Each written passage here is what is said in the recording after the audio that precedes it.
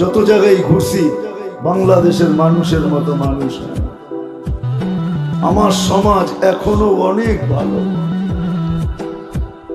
আমার দেশের মানুষগুলো এখনো আল্লাহ আল্লাহ রসুলের প্রেমে বড় আসক্ত। নাইলে এই মাগরিবের পরে এত মানুষ কোত্থেকে চলে আসছে? মানুষ না জিন আল্লাহই জানে। জিনও তো হইতে পারে, ঠিক না? যেখানে যাই ফজরের পরে গেলে দেখি মানুষ আর মানুষ। অনেক সময় নিজেকে বুঝাইতেও কষ্ট হয় যে এগুলো মানুষ হবে না, জিন হবে। মানুষ তো সব ঘুমে আছে, জিন উঠায় করছে। এই পরিবেশ দুনিয়ার কোথাও নেই। এই পরিবেশ গুলাকে আমাকে ধরে রাখতে হবে। আর যতই বেশি আমরা নবীর আদর্শে আদর্শবান হব, আদর্শে আদর্শবান হব। যেটা চাচাই বলতেছিল যে ফিলিস্তিন আমি চোখে দেখছি, ফিলিস্তিনের মানুষগুলো আপনারা মিডিয়ায় দেখছেন, ওদের পোশাক আশাক সব এরকমই, যেমন ওদের তেমন ওদের। ওইখানে আজান দিল মসজিদ খালি থাকে, কিন্তু ওরা আপন মানে নাই।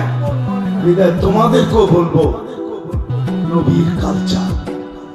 আমি তো বলি একবারও যদি নবীর আদর্শে চুল কাটতে পারতে, কালকে আমি এক দুই জায়গায় বলছি যে বাংলাদেশের কোন সেলুনে একটা ছবি পাওয়া যাবে না যে এই চুল কাটাটা নবীর আদর্শ মতো কাটা। সারা বাংলাদেশের কোন একটা সেলুনে পাওয়া যাবে না। কিন্তু যুবকরা তো সেলুনের ছবি দেখে চুল কাটে না। এখন তো চুল কাটে নেটের ভিতরে দেখে, দেখতে দেখতে দেখতে দেখতে দেখতে চোখ ঘোলা হয়ে যখন একটা পছন্দ হয় ওটাকে স্ক্রিনশট দেয়। আর ওইটা এরকম যে মাঝে মাঝে পশু পাখি দেখলেও হাসে। এরকম স্টাইল, এরকম স্টাইল রাগ হয় না, কিন্তু পশু পাখি দেখলেও হাসে যে এটা কি স্টাইল।